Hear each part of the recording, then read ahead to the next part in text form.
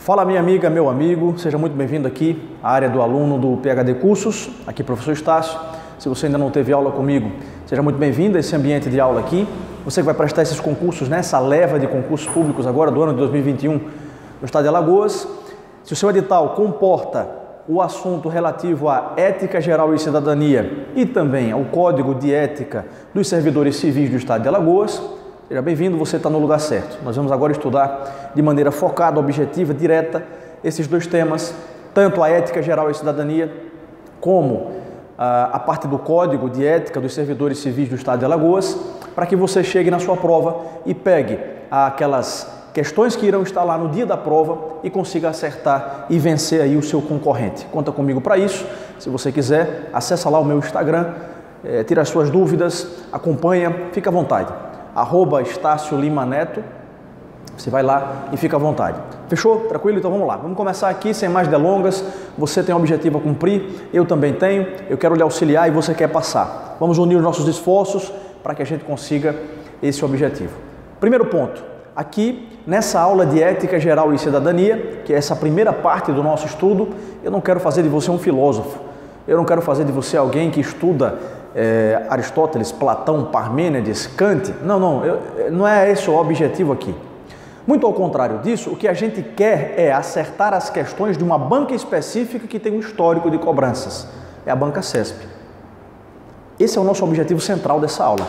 Mapeei as últimas questões CESP de 2016 para cá, acerca de ética geral e cidadania, e vi que o CESP possui uma cobrança muito peculiar acerca deste tema. Se você, na sua graduação, se você nos seus estudos particulares, no desenvolvimento da sua vida intelectual, gosta do tema moral, ética, vida em comunidade, princípios, valores, se você tem essa predileção, não se espante, não se incomode com o tipo de cobrança e com a forma de abordagem dos conceitos que o CESP adota. Não se incomode, porque eu me incomodo. Na minha formação, eu tive todo esse acesso, né? Eu tinha que estudar, na verdade, ética, moral, ou seja, a formação das leis. E quando a gente vai fazer as provas CESP, a gente fica meio incomodado, porque a gente vê que há uma certa mistura, há uma certa alquimia entre moral e ética. É como se ficasse um pouco indefinido o que é uma coisa e o que é outra. É por isso que aqui o objetivo é central. O que é que o CESP cobra? Como é que o CESP entende? Essa é a sua banca, essa será a sua prova. Beleza? Então vamos direto ao ponto, vamos atacar o ponto central. O que é moral, o que é ética e o que é cidadania. Ponto. A prova vai cobrar e você tem que saber. E não é saber do modo que você já estudou antes, não é saber como a gente comenta no dia a dia. Meu irmão, não é isso. É você pegar o que o CESP cobra e acertar na prova e ir para o abraço. Beleza? Então venha comigo. Moral. O que significa moral? Para o CESP, moral é um conjunto de princípios e valores que determinam uma conduta muito mais individual ou comunitária, ou seja, de um grupo mais restrito de pessoas, de uma comunidade de pessoas. Princípios e valores que têm um aspecto muito mais individual ou, quiçá, comunitários, que determinam a bondade ou a ruindade de uma conduta, que determinam o bem ou o mal de uma conduta. Note, a moral, por ser um pouco mais individual ou comunitária, ela se dirige a determinados grupos de pessoas. Isso é moral. Aparece na moral, quando a gente estuda, e o CESP já cobrou isso, um autor que você não precisa conhecer os seus textos para fins de prova. Professor, você acha que eu devo ler na minha vida? Eu digo, é obrigação sua ler. É bom, engrandece, nos torna pessoas melhores. Mas Platão, para a sua prova, você só precisa saber, por enquanto, que Platão é um autor diretamente ligado à moral. Platão escreveu, Platão pensou, Platão refletiu muito sobre a moral. Conduta boa, conduta ruim. O que é que significa o bem, o que é que significa o mal? Será que alguém pode viver com sentido de vida, mesmo tendo condições ruins a seu redor? O que é uma conduta moral? Bom, isso aí é algo que a sua prova não vai lhe cobrar. Mas o que ela vai lhe cobrar, em contrapartida, é: moral é um conjunto de valores e princípios ligados muito mais a um aspecto individual ou comunitário, que busca determinar a bondade, busca estabelecer, criar caminhos para se dizer algo sobre a bondade ou a ruindade de uma conduta, algo sobre o bem ou o mal de uma conduta. Isso, basicamente, para o CESP é a moral. E eu criei para vocês aqui uma espécie de escada com degraus para que a gente forme um raciocínio para a prova. Moral é o primeiro degrau dessa escada. Professor, por que você fez isso? Porque eu percebi nas questões CESP que a moral é um componente da ética. A moral é um componente da ética, ou seja, esse conjunto de princípios e valores que tem um aspecto individual ou comunitário é analisado pela lente da ética, pelo filtro da ética. Não é à toa que a ética é chamada de ciência da moral. Não é à toa. Veja, eu tenho um primeiro degrau, eu tenho um primeiro objeto de estudo, é a moral, o conjunto de valores e princípios individuais ou comunitários que buscam criar caminhos para definir se uma conduta é boa, se uma conduta é ruim. Beleza? E essa moral e esse conjunto de valores e princípios tende a determinar a conduta de um indivíduo e a conduta de uma comunidade. Pronto. Se essa conduta individual ou comunitária é algo que eu posso considerar como algo evolutivo, como algo que garante o progresso de uma sociedade, aí eu já estou no âmbito do segundo degrau, o degrau da ética. Será que esta conduta moralmente aceita por determinado grupo é ética? Será que ela é ética? Veja, segundo degrau. Será que ela proporciona um progresso da sociedade e não apenas daquela comunidade? Será que é ético fazer isso? Será que isto é bom o bastante para um grupo maior de pessoas, para uma sociedade, para a humanidade? Será que isso é ético? Bom, segundo degrau. Vamos lá para exemplos que podem ajudar, e aqui me permitam, os exemplos serão sempre esdrúxulos, os exemplos serão sempre, meu Deus do céu, serão sempre fora da curva para a gente poder entender o que significa algo moralmente aceito e algo eticamente rejeitado, não aceito pela ciência da moral, que é a ética. Beleza? Vamos lá. Se você imaginar um alemão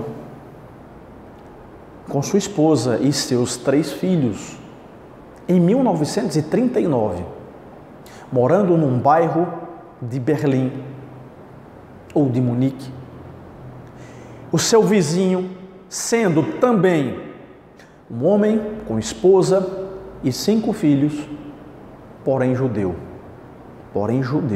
Judeu com todos os seus símbolos, liturgias e crenças. Então, um judeu com a Torá em casa, um judeu que faz as suas cerimônias nos tempos propícios, né? O Kairos, nos tempos propícios. Então, esse judeu vai lá e ele faz o bar mitzvah do seu filho, né? Veja, com todas as suas liturgias, crenças e cultos, este alemão, em 1939, sabendo que seu vizinho é judeu, o delata, o entrega para a polícia política nazista. O delata, o entrega para a polícia política nazista, dizendo assim: temos um traidor entre nós, temos um judeu neste bairro e por azar ele é meu vizinho, tomem as providências necessárias. A polícia política invade a casa deste judeu, deste homem judeu e sua esposa e seus 5 filhos. Capturam a todos, confiscam seus bens, confiscam suas obras de arte, os separam em lotes inúmeros e os enviam para campos de concentração, cada um para o seu. Este alemão praticou uma conduta moral para aquela comunidade? Sem dúvida nenhuma. Esse alemão será, não raramente, condecorado, receberá uma insígnia, né? Ostentará uma insígnia em sua vestimenta, demonstrando que ele é amigo do regime. Ele é tão moral, seus princípios e valores são tão consolidados, que ele foi capaz de delatar, entregar, sabendo que condenaria à morte aquela família de judeus. E ele é considerado alguém moral, moral para aquela comunidade, condecorado para aquela comunidade. Primeiro degrau. Primeiro degrau. Porém, essa conduta é ética. Essa conduta pode ser aplicada e replicada para toda a sociedade, de modo a se dizer que isso é um progresso social, que isso é uma evolução social.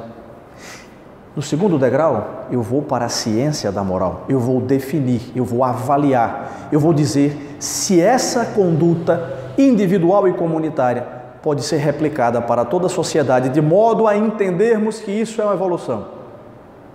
Isso nunca foi ético. Mesmo que você dissesse a mim assim, professor, mas naquela época era moral para a comunidade, naquela época era moral para o indivíduo, tudo bem. Nunca foi ético entregar alguém à morte sabendo inocente. Ah, professor, mas veja bem, é porque naquela época, isso é relativo, né, professor? Isso é relativo. Não, não é relativo. Não é relativo, não. Para a ética, isso não é relativo, coisa nenhuma. De jeito maneira. Para a ética, isso foi errado, isso é errado e será errado sempre. Delatar, entregar alguém inocente, sabendo o inocente, meu Deus do céu, qual o crime? Qual o crime de ter uma religião? Qual o crime de ter um modo de vida diferente do seu? Não é que agora é crime. Não, nunca foi crime ter religião, nunca foi crime ter um modo de vida diferente do seu. O ponto é, naquela época isso era considerado algo moral, era algo bom para aquela comunidade, mas isso não supera o filtro, as lentes da ética. Não supera. Então veja, repito para você, isso é mais ou menos um raciocínio, não é que é mais ou menos, isso é um raciocínio possível e metodológico para se fazer uma prova CESP. Veja, moral, primeiro degrau, ética, o segundo degrau, cidadania, um terceiro degrau. Mas, veja, um elemento da ética é a moral. Veja, o objeto de estudo da ética é a moral. É esse conjunto de valores e princípios, individuais ou comunitários, que me determinam o bem ou o mal. Fechou? Beleza? Você entendeu isso aqui? Do mesmo modo, nós poderíamos sair desse exemplo muito fora da curva que eu te dei, aí do auge do regime nazista, né? 39, 40, por ali, 41. A gente sai disso e vai para o Brasil, vem para o Brasil. Cara, minhas amigas, né, e meus amigos, eu não vou saber precisar para vocês, e até peço desculpas aqui, qual a data exata, mas o que eu posso dizer ali, na década de 60, mais ou menos na década de 60, se eu não... Pode ser que eu esteja bem enganado, inclusive, viu? Então não leve em consideração o ano. O que eu sei é, até meados do século XX a mulher não votava. Olha para aí. Até meados do século XX a mulher não votava. A mulher não exercia seu papel de influir nos rumos políticos da nação, da sua comunidade mais próxima, da municipalidade, da sua comunidade regional, o estado, da sua nação, o país. Veja, até meados do século XX, eu não estou falando em eu não estou falando de 1640, eu não estou falando, vejam bem, quando o Brasil já era um reino em 1820, ali na pujança do Império Brasileiro, eu não estou falando, eu estou falando em meados do século XX, 1950, 1940, 1960, a mulher não votava e conquistou o direito ao voto por esse período aí, meados do século XX, ali atrás, pertinho. Note, isso era considerado uma conduta moral. Sim, inclusive, moral a tal ponto de algumas mulheres dizerem, não, realmente a gente não pode votar, isso não é papel nosso. E os homens dizerem, não, na verdade não é que você não quer votar, você não vai votar. Veja, era algo moral, era algo considerado bom para uma comunidade, para alguns indivíduos. O ponto é, será que isso era ético? Nunca foi. Qual a diferença substancial entre um voto de um homem e um voto de uma mulher? Zero, nenhuma. Zero. Todos são iguais perante a lei. Sendo vedado qualquer tipo de preconceito racial, de gênero, de orientação sexual, de raça, cor, etnia. Não há como dividir seres humanos por qualquer tipo de critério baseado em questões abstratas. Não, a Constituição vedou isso aí. Mas veja, a Constituição vedou em 88, tudo bem. O ponto é, se a Constituição vedou em 88 é porque ela reconhece que jamais houve diferença alguma. Nunca foi ético dividir seres humanos através daqueles que votam porque são homens e aqueles que não votam porque são mulheres. Agora, em um determinado período de tempo, isso me pareceu moral. Não é que me pareceu a mim, professor, pareceu moral para uma determinada sociedade. Bom, esse é o primeiro degrau, é a moral. Tudo bem? Você entendeu comigo aqui? Olha, princípios e valores que tentam determinar aquilo que é bom e ruim, aquilo que é bem ou mal, muito mais ligado a questões individuais e comunitárias, e aqui nós temos esse autor, que se aparecer na sua prova, você vai fazer logo uma ligação direta, uma ligação imediata com Platão. Tudo bem? Até aí tudo certo? Já iniciamos aqui algo da ética, porque você viu comigo que a ética é a ciência da moral, é o filtro da moral, é uma análise a partir de um objeto. Qual é o objeto da ética? A moral. Pegue seu cafezinho aí, coloque do seu lado, tome também, tome comigo para a gente avançar no conteúdo. Qual é o objeto da ética? A moral. O que a ética faz? Pega os princípios e valores individuais e comunitários da moral e os analisa, os verifica para saber se é algo que traz o progresso de uma sociedade, que traz o progresso de um grupo indeterminado de pessoas, tipo a humanidade, por exemplo. Isso é a ética, e para o CESP isso tem uma importância grande, porque as questões do CESP elas são formuladas assim. A moral é um objeto, é um componente da ética. A ética é algo com pretensão de universalidade, a moral muito mais comunitária. Isso faz sentido para o CESP, isso cai na prova CESP. Então, na ética nós temos justamente isso. Primeiro, um filtro da moral, a ciência da moral. Depois nós temos essa análise, essa verificação para saber se eu tenho uma verdadeira evolução social, uma evolução de um grupo indeterminado de pessoas, um progresso. Algo é ético quando me traz um progresso, se aplicado e replicado de maneira contínua. Se eu aplicar e replicar uma conduta considerada boa, eu terei um progresso na sociedade. Esse é o ponto. Como disse, a ética tem muito mais um aspecto universal, uma pretensão de universalidade, uma pretensão de aplicação para toda a sociedade. Se você ouvir falar em ética na sua prova, você vai lembrar de primeira de Aristóteles. E se você lembrar de Aristóteles, você vai lembrar logo de virtudes e vícios. Aristóteles foi alguém que, analisando a ética, ele disse, opa, dá para detectar aqui condutas boas que, se realizadas de maneira constante, de maneira contínua, elas levarão a uma espécie de alcance de uma condição diferenciada para o ser humano. Um ser humano bom é aquele que pratica virtudes, e virtudes são condutas boas reiteradamente praticadas, condutas boas constantemente praticadas. O outro lado da moeda, Aristóteles chamou de vício. O outro lado da moeda, Aristóteles chamou de vício. Como assim, professor? Vício é uma conduta ruim praticada reiteradamente. E para ele, uma palavra se sobressaía nesse estudo da conduta humana ética: a prudência. A prudência talvez fosse a mãe de todas as virtudes para Aristóteles. Para outros autores, para grandes pensadores, já foi a coragem, porque se eu tenho coragem de ser virtuoso, eu tenho coragem de ser prudente, eu tenho coragem de mudar, tudo bem. Para Aristóteles, a mãe de todas as virtudes era a prudência, era a mediania, era o centro, era o meio. Lembre-se sempre disso. Viu Aristóteles na prova? Lembre. Prudência, virtudes e vícios, a mediania, o meio. Beleza? Tranquilo? Um outro autor que pode aparecer na sua prova ainda ligado à ética é o Kant, Immanuel Kant. Este autor me falava sobre o imperativo categórico. O que é que precisa saber sobre isso, professor? Veja, é algo que você já conhece, eu tenho certeza disso. O imperativo categórico nada mais é do que: eu quero ser tratado assim como eu acho que os outros devem ser tratados. Eu trato os outros, dito de outra forma, da mesma forma com que eu quero ser tratado. É um imperativo categórico, ou seja, Kant tentava fugir de um primeiro problema que o estudo da moral e da ética nos apresenta.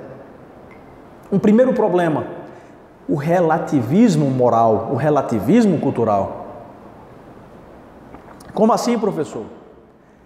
Olha, tudo hoje é relativo, o bem e o mal são relativos, as condutas boas para um grupo são relativas porque eu preciso respeitar essas condutas, a sociedade não pode impor condutas a ninguém. Veja, Kant tentava fugir disso dizendo assim, peraí, meu amigo, não dá para fazer isso, não dá para relativizar tudo, sobretudo na convivência social. E outra, se você dá um passinho à frente comigo, você vai pensar, olha, se fosse assim no serviço público, que é o que você almeja, as coisas não funcionariam. Por que não funcionariam? Porque você faria do seu modo, você faria do seu jeito, você faria como você acha bom. Não é assim, Kant ficava agoniado com isso. É preciso estabelecer um imperativo categórico. Como assim? O imperativo é algo que se impõe. Categórico é algo concreto. Algo que se impõe de maneira concreta. O bem é o bem, o mal é o mal. Como eu vou saber, professor? Pense em você. Como você gostaria de ser tratado? Como você gostaria de ter o tratamento da sociedade? Então faça isso para com os outros. Trate os outros do mesmo modo que você gostaria de ser tratado. O imperativo categórico. Tudo bem? Ele falou em Kant, lembrou de ética. Falou em Aristóteles, lembrou de ética. Quando você analisar tudo isso, você poderá encontrar na prova alguns casos relativos a problemas. O primeiro problema nós já falamos aqui, o relativismo moral e cultural. Você até pode me dizer, professor, mas existem comunidades que pensam que isso é bom. Existem comunidades que pensam que aquilo lá é bom. Eu falo, olha, se a gente estiver falando de Coca e Pepsi, se a gente estiver falando em camarão ou polvo, se a gente estiver falando em feijão preto ou feijão tropeiro, tudo bem, aí é relativo mesmo. Aí depende mesmo, né? Você gosta de comer com farofa ou sem, beleza, aí tá tranquilo. Suco de limão com ou sem açúcar. Agora, se eu digo a você assim, isso dá para entender. Esse relativismo dá para entender. Você gosta de estudar à noite ou de dia. Aí realmente é relativo, mas deixa eu lhe fazer uma pergunta. Arrancar, extirpar, efetivamente, arrancar, extirpar o clitóris de uma criança é algo que se pode dizer assim, mas veja bem, é a cultura deles. É algo que se pode dizer, meu Deus, mas eles acham que isso é bom, então não dá para a gente interferir nisso. Isso é viável? Isso é possível que se diga isso? Do ponto de vista ético, pelo amor de Deus. Eu não estou lhe perguntando se isso é viável para o ponto de vista da sociedade. Não, aí cada um, eu estou falando eticamente. Pelo ponto de vista ético, dizer que um adulto que extirpa o clitóris de uma menina, que extirpa o clitóris de uma menina, criança ainda, para que ela não goze do prazer, para que ela não sinta prazer, pelo menos prazer sexual, na sua vida. Isso é algo moral? Professor, para aquele grupo tudo bem. Esse é o primeiro degrau. Isso é algo ético? Professor, porque assim, você sabe que é relativo, né? Não vá nessa. Não vá nessa, não. Não é ético, não. O que é que isso vai trazer de benefício para a sociedade? Outro lado da moeda. Quais os estragos que isso fará, não só naquela criança, mas em todas as outras submetidas à mesma conduta? Isso é ética. A ciência da moral, o filtro da moral. Para aquele grupo, é bom? Será que isso pode ser replicado para toda a sociedade? Será que isso pode ser replicado para toda a raça humana de maneira a garantir a evolução social? Meu Deus do céu! Apedrejar mulheres que são acusadas fundada ou infundadamente de adultério. E aí? Apedrejar mulheres que são acusadas fundada ou infundadamente de cometer adultério. O que é que você me diz? Professor, mas é a cultura deles, né? Eu digo, você pode até me dizer que isso faz parte de um tipo de moral deles. Mas isso é ético? Dá para defender isso no plano societário, no plano amplo, no plano com pretensões de universalidade? Não dá não. Dá não. Não dá não. Eu lembro que eu tive um aluno que até falou assim, né? Professor, mas veja bem, a pena de apedrejamento não é nem tão cruel assim, porque imagine, você fica aqui em pé e as pessoas jogando pedra em você e você correndo, né? Eu falei, ô meu amor, mas a pena não é assim. A pena não se aplica assim. A pena é aplicada dessas maneiras. Você é enterrado até metade do seu abdômen. Olha lá, você é enterrado. E depois de enterrado, e fica apenas aqui, como a gente chama, né, em prática desportiva de tiro, por exemplo, fica só o garrafão, fica só o seu garrafão. Ou seja, daqui para cima, né, vamos dizer, dos seios para cima. E aí sim, você é apedrejado. Por isso que você morre, porque as pedras pegam em locais vitais, né, cabeça, tórax e por aí vai. Beleza? Tranquilo? Então, não dá para dizer jamais que isso é ético. Jamais. Este é o primeiro problema. O relativismo moral, que tem na ética o seu filtro, que tem na ética esse conjunto de análises e verificações para se dizer, olha, é moral para vocês, mas não pode ser replicado para todos. Inclusive, teremos que intervir aí para garantir, né, a dignidade dessas mulheres, dessas crianças, dessas meninas crianças. Tranquilo? Outro problema que pode aparecer, e eu estou sentindo que isso pode de alguma maneira aparecer na sua prova por conta dos tempos atuais, é a chamada ética da tolerância. Isso eu acho que pode aparecer na sua prova, a ética da tolerância. Como assim, professor? Estamos diante de um imperativo aqui de convivência social harmônica através da tolerância. Eu devo, por obrigação ética, tolerar aquilo que não fere o meu direito. O modo de vida, a religião, a expressão das pessoas devem ser toleradas, vírgula, desde que não afetem direitos de outras. Isso é a ética da tolerância.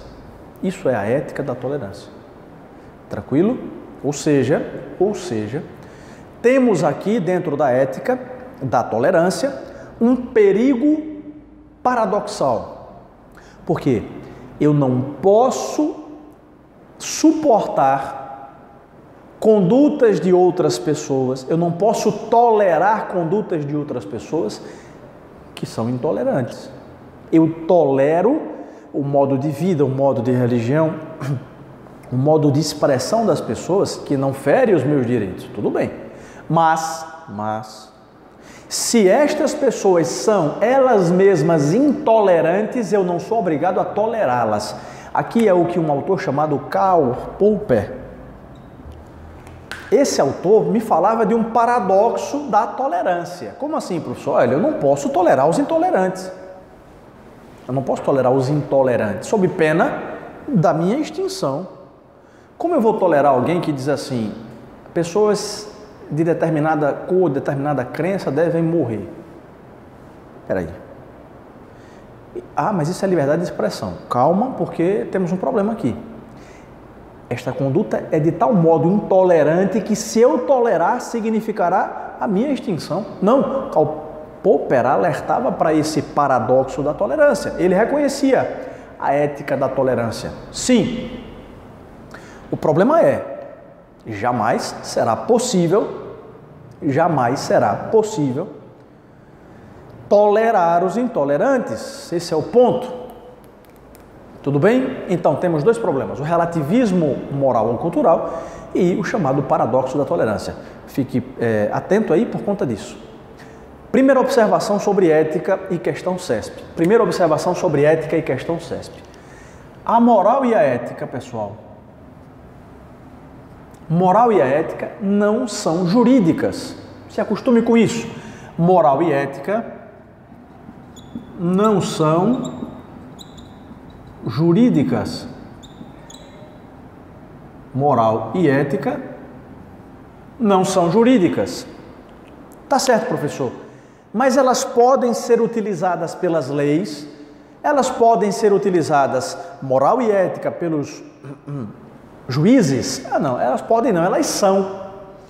Elas são utilizadas por juízes e até mesmo utilizadas pelas leis. O que eu quero que você saiba é que elas não são jurídicas. Moral e ética não são jurídicas, porém, elas podem ser utilizadas pelas leis e pelo poder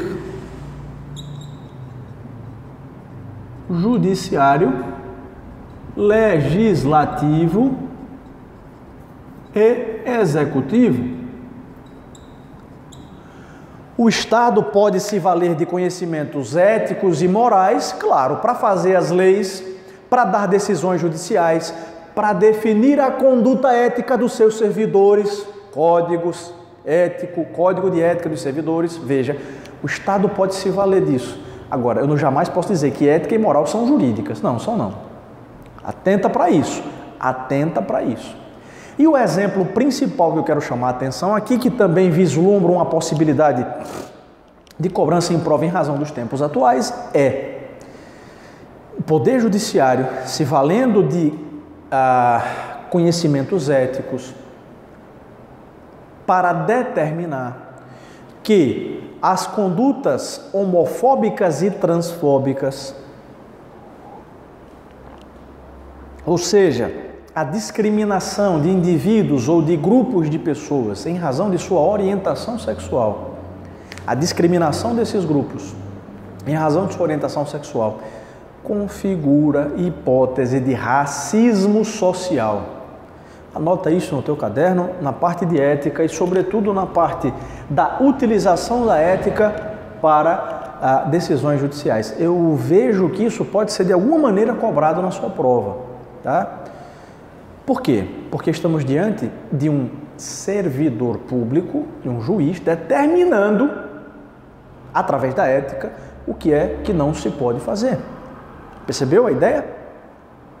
Servidor público que, através da ética, determina uma conduta social. Foi o que fez o Supremo Tribunal Federal ao julgar uma ação direta de inconstitucionalidade por omissão, que determinou que seria crime de racismo, apesar de não estar previsto em lei.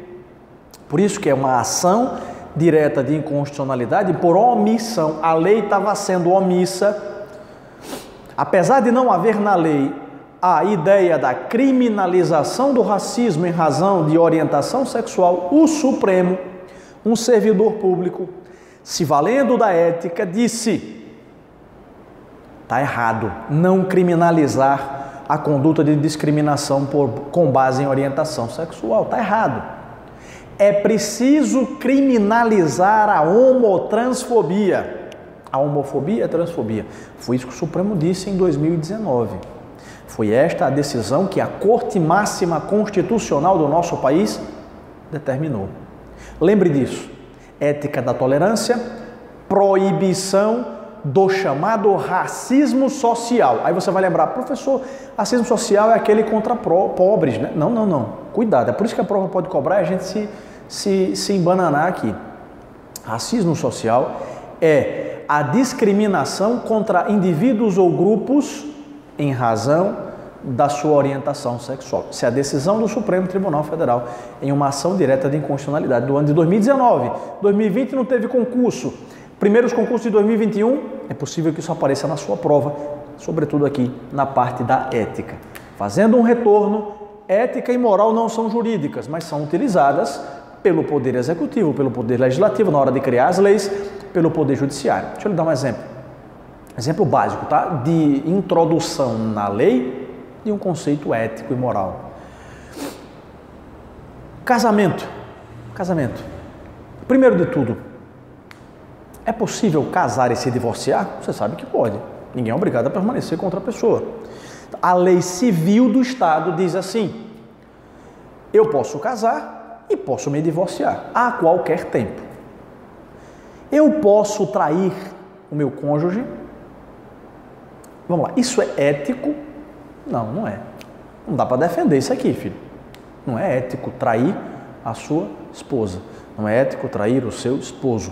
Ponto. Por quê, professor? Eu discordo. Tá, você discorda, é um pensamento seu. Aí você está querendo entrar comigo naquela discussão. Eu gosto de Coca, você gosta de Pepsi. Não, não é assim. Não é ético.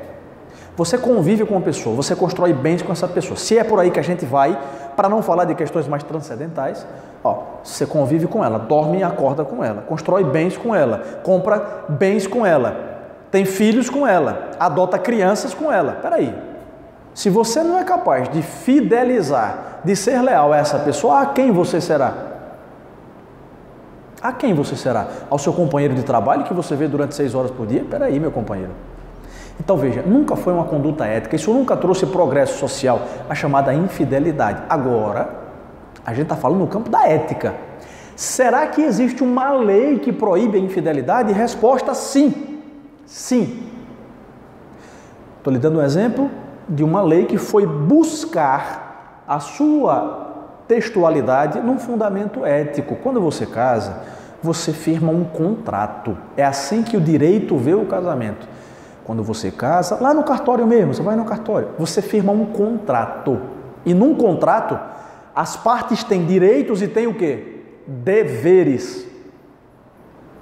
Logo, um dos principais deveres conjugais chama-se fidelidade. Opa! E se você quebrar esse dever, se você violar esse dever, você poderá ser penalizado. Professor, eu vou preso? Não, adultério não é crime, porém, você poderá ser condenado a pagar danos morais. Olha aqui, ó. Sabe por quê? Porque você foi infiel. Infidelidade é algo que nasce da ética, é algo que é passado pela moral, tradição à frente, beleza? Mas o direito bebeu da fonte da ética. A ética não é jurídica, mas o direito se vale dela para julgar, para criar leis, para definir conduta dos seus servidores. Fechou? Para a gente terminar esse bloco de estudos, eu quero falar um pouco sobre a ética no serviço público. A gente vai estudar aqui o Código de Ética do Estado de Alagoas, servidores civis, mas eu já quero deixar aqui 3 máximas que eu detectei nas provas que analisei, 3 máximas que eu detectei para que a gente resolva as questões de prova relativas a CESP, casos concretos que abordam a conduta ética do servidor. São 3 máximas que nos ajudam a balizar a nossa resposta na prova. A primeira, assertiva. A primeira máxima: o interesse público está sempre acima do interesse privado.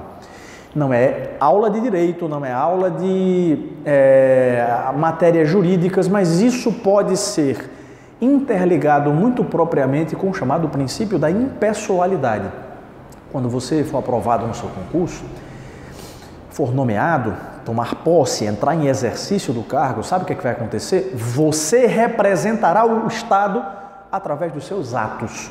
Não é você que está agindo, é o Estado que está agindo por meio da sua conduta. Logo, você deve ter uma conduta impessoal. Impessoal. É o Estado agindo por você. O interesse público estará sempre acima do seu interesse privado. Primeira máxima. Segunda máxima: benefícios ilícitos jamais serão justificados. Jamais serão justificáveis. Benefícios ilícitos jamais serão justificados. Na administração pública, na atuação do Estado, nós agimos com base na lei e conforme os limites da lei. Primeiro, a lei me autoriza a agir. Se ela não me autorizar, eu não ajo, viu? No direito administrativo é assim. Se não tem uma lei, e aqui entenda-se lei em sentido amplo, né? Se eu não tenho uma base normativa, uma lei para agir, que me autoriza a agir, eu, servidor, devo ficar parado. Eu não devo agir. A lei me autoriza a agir e ela me dá os limites da minha atuação. É assim no direito administrativo. Logo, se eu recebo uma verba pública para construir um hospital, eu tenho que construir um hospital. Se eu recebo uma verba pública para reformar o posto de saúde X, A escola Y, eu devo aplicar essa lei neste destino. Professor, mas se você não colocou no bolso, mas reformou uma praça, em tese haverá um ilícito. Porque benefícios ilícitos serão injustificáveis sempre. São injustificáveis, não tem justificativa. Ah, mas eu não botei no bolso. Não importa, a lei mandou você aplicar ali, você tem que aplicar ali. Primeira máxima, interesse público sempre superior ao interesse privado. Segunda máxima, benefícios ilícitos serão sempre injustificáveis. Terceira máxima, e essa cai muito, e com ela, sinceramente, eu consegui mapear todas as questões e resolvê-las. A verdade sempre prevalece. A verdade fática, a verdade dos fatos sempre prevalece. Como assim, professor? Não consegui ainda entender. Se vier um caso na sua prova dizendo assim, olha, vejam bem, o servidor público deixou de dizer a verdade para proteger o amigo. Não vá nessa. No serviço público, a verdade dos fatos sempre prevalece. Ainda que prejudique o seu companheiro, o seu colega de trabalho, ainda que prejudique a própria administração pública. Exemplo, você sabe que o prefeito cometeu um ato ilícito, você é inquirido, perguntado sobre esse ato ilícito e você diz assim, opa, peraí, mas é o meu prefeito. Se eu fizer isso, eu vou estar prejudicando a própria administração pública, porque ele pode sofrer sanções, eu vou ficar calado, eu vou mentir. Se lascou. Não pode não. A verdade dos fatos sempre prevalece, ainda que prejudique o seu colega de trabalho ou ainda que prejudique a própria administração pública. Beleza? Tranquilo até aí? Vejam bem, para a gente fechar mesmo agora esse conteúdo, cidadania. Meus amigos, o que é que eu quero que vocês saibam de cidadania, minhas amigas, para essa prova? Cidadania nada mais é do que um status. Cidadania é uma condição. Como assim, professor? É uma condição. Eu não vou entrar nessa polêmica, né? Há pessoas que dizem assim, olha, não é o Estado que confere cidadania, não é o Estado que confere direitos, o ser humano já nasce cheio de direitos, o Estado só os reconhece. Existe dentro da ética uma grande discussão entre o direito natural e o direito positivo. Não é o nosso objetivo agora. Eu quero só que você saiba que eu não estou alheio a essa discussão, né? Isso existe nas academias, na universidade, isso se discute muito, sempre se discutiu, sobretudo na parte do direito. Será que o ser humano nasce com todos os direitos e o Estado só reconhece? Ou não? Ele nasce e o Estado é que dá direito a ele. Eu não vou entrar nessa discussão com você, porque agora não vale a pena. O que eu vou dizer para você é, para a sua prova, para o CESP, prevalece que cidadania é um status, é uma condição conferida pelo Estado ao indivíduo, que diz respeito ao gozo de direitos e deveres na forma da lei. Um cidadão é alguém que é reconhecidamente alvo de direitos e deveres pelo Estado. O Estado tem para com ele deveres e direitos e ele tem para com o Estado direitos e deveres. Ponto. Você tem dever de cumprir a lei, mas você tem direito de ter alimentação, moradia, transporte, lazer. Percebeu aí? Isso é cidadania, um status conferido pelo Estado ao indivíduo que o garante gozar de direitos e deveres na forma da lei. Cidadania. Eu sou cidadão na medida em que tenho direitos perante o Estado, tenho deveres perante o Estado e o Estado tem direitos e deveres perante mim. Fechou? É isso. Isso é cidadania. Logo, se eu sou cidadão e gozo de direitos e deveres na forma da lei, eu posso influenciar, eu posso influir nos rumos políticos, inclusive, do lugar, do estado que eu moro, que eu vivo, né? Então eu posso votar, eu posso ser votado, eu posso me utilizar da democracia direta, eu posso me utilizar de determinados remédios jurídicos para provocar o Poder Judiciário e anular alguns atos administrativos, como a chamada ação popular. O cidadão, aquele que goza de direitos e deveres, aquele com seus direitos políticos ativos, poderá sindicar os atos administrativos, né, que causam dano ao erário, a violação ao meio ambiente, ao patrimônio cultural. Veja que negócio interessante, cidadão. Mas se eu não sou cidadão, se eu não tenho reconhecida pelo Estado essa condição, esse status de gozar de direitos e deveres, eu vou ficar um pouco limitado, por exemplo. O estrangeiro que vem ao Brasil não deixa de ser humano. O estrangeiro que vem passar férias no Brasil 15 dias, ele não deixa de ser ser humano. Então, se ele está com ataque cardíaco, é claro que o SUS vai ter que atendê-lo, o HGE vai ter que atendê-lo, é óbvio que sim. O problema é, esse cidadão veio passar férias aqui em outubro, tempo de eleições, ele vai voltar? Não, não vai voltar, porque ele não é cidadão. Ele não tem conferido pelo Estado brasileiro o gozo de direitos e deveres, sobretudo aqueles de influenciar nos rumos políticos da nação. Ele não é um cidadão brasileiro, não é, de jeito maneiro. Agora, ele é um ser humano. Ninguém pode discriminá-lo, ninguém pode matá-lo, ninguém pode lesioná-lo. Se ele tiver um ataque cardíaco, ele terá que ser atendido pelo SUS, claro que sim. Mas não vai votar, não vai assumir cargo público, porque ele não é um cidadão brasileiro. Isso que eu estou dizendo para você é muito ligado à chamada cidadania formal, que está diretamente atrelada à chamada nacionalidade. Então, se eu tenho nacionalidade brasileira, é porque, em tese, em condições normais de temperatura e pressão, eu sou alguém que tenho direitos e deveres perante a lei. O Estado me respeita e me confere direitos. Eu respeito o Estado e tenho deveres para com ele. Relação de cidadania. Cidadania formal geralmente está ligada à nacionalidade. Agora, cidadania material não. Cidadania material está ligada ao gozo de alguns direitos considerados fundamentais. Cidadania material vai um pouco além da mera condição de se reconhecer um nacional. Não. Cidadania material vai mais além. Aqui é o reconhecimento de alguns direitos fundamentais, dentre os quais nós podemos elencar 3. Os chamados direitos civis, os direitos políticos e os direitos sociais. Falou em cidadania material, eu estou um passo à frente da mera nacionalidade.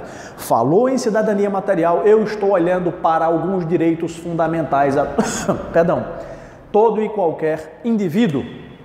Direitos civis, direito de ser respeitado pelo Estado em sua personalidade, em sua expressão, em seu culto, em suas liturgias, na sua liberdade econômica, abrir um negócio, fechar um negócio, vender, comprar, veja, direitos civis, direito à liberdade de pensamento, crença, expressão, direito de ir e vir, direito de não ser preso sem prévia ordem escrita de autoridade judicial competente, veja, direitos de personalidade, direito de imagem, direitos civis.